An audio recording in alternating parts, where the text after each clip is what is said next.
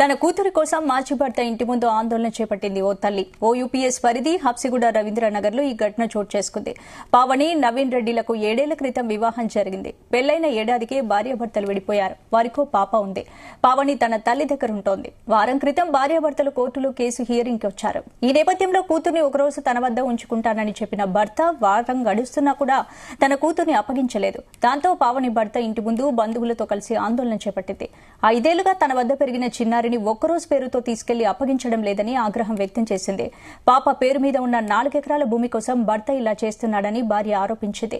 Court తీర్పు ప్రకారం బిడ్డ తన వద్దే ఉండాలని, కానీ తన కూతుర్ని తనకు ఆవేదన వ్యక్తం చేసింది.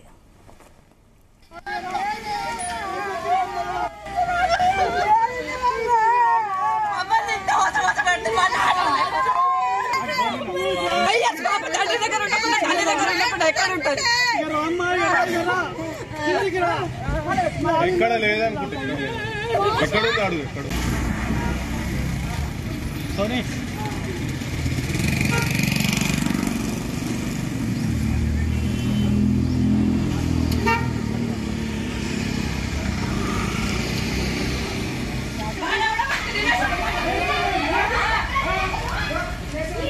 పేరు పావని, నా భర్త పేరు నవీన్. మాకు 2017లో మ్యారేజ్ అయింది. అతను ఒక గవర్నమెంట్ ఎంప్లాయీ. మాకు ఒక పాప 5 years మోక్ష ఉంది. అయితే గొడవలు జరుగుతున్నప్పుడు కోర్టులో కేసు వేసుకున్నాము. కోర్టులో కేసు వేసుకున్న తర్వాత కూడా పెద్ద మనుషుల మధ్యలో పంచాలు పెట్టించినాం. కొద్ది రోజులు కలిసి ఉన్నాము. తర్వాత మళ్ళీ గొడవలు వచ్చి విడిపోయినాము. అయితే పాపని నేను హ్యాండ్ ఓవర్ చేయలేదు. పాపని మాత్రం తీసుకొని వెళ్ళిపోయారు సార్. అయితే పాప ఏమైంది, 5 days నుంచి పాపని చూపిస్తా అని తీసుకుపోయినారు. 5 days నుంచి వీడియో కాల్ చేసా, నేను రేపు చూపిస్తా, నేను తర్వాత చూపిస్తా, లేకపోతే ఇక్కడికి రండి, పాప ఈయనే ఉంది, మీరు వస్తే నేను దూరం నుంచి చూపిస్తా అని చెప్పినారు సార్. ఇక్కడికి వచ్చి చూస్తే పాప లేదు, ఏం లేదు సార్. మాకేమో పాప ఉందని చెప్పిండు. తండ్రి అపార్ట్మెంట్ అనే ఉన్నది, నేను అక్కడే ఉన్నా. మరి పాప ఎక్కడ ఉంది సార్? పాపని ఏం చేశాడు వాడు అసలు? తీసుకుపోయి నేను లీగల్ గా రాసినావు, పాప నాకే అని అంటున్నాడు. పాపని నీకు ఇచ్చినప్పుడు నువ్వు ఎంత బాధ్యతగా పెంచాలి? అట్లా గాలికి వదిలేస్తావా నువ్వు పాపని? పాప ఏం కావాలి అసలు?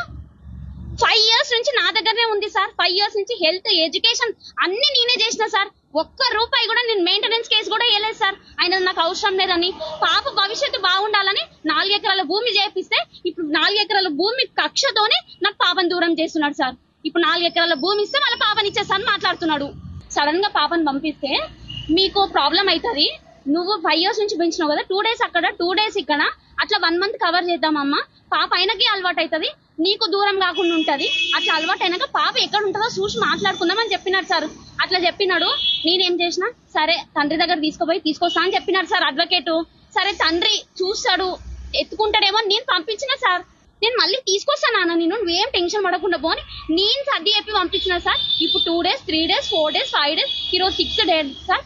పాపని చూపి కనీసం వీడియో కాల్ చేయి, నాకేం అవసరం లేదు, పాప సేఫ్గా ఉందా లేదా అని తెలుసుకుందామంటే వీడియో కాల్ కాదు కదా, నీకు పాపనే చూపియా, నీకు పాప నెట్టి పరిస్థితుల్లో నీకు దక్కనియా అని అంటున్నాడు సార్.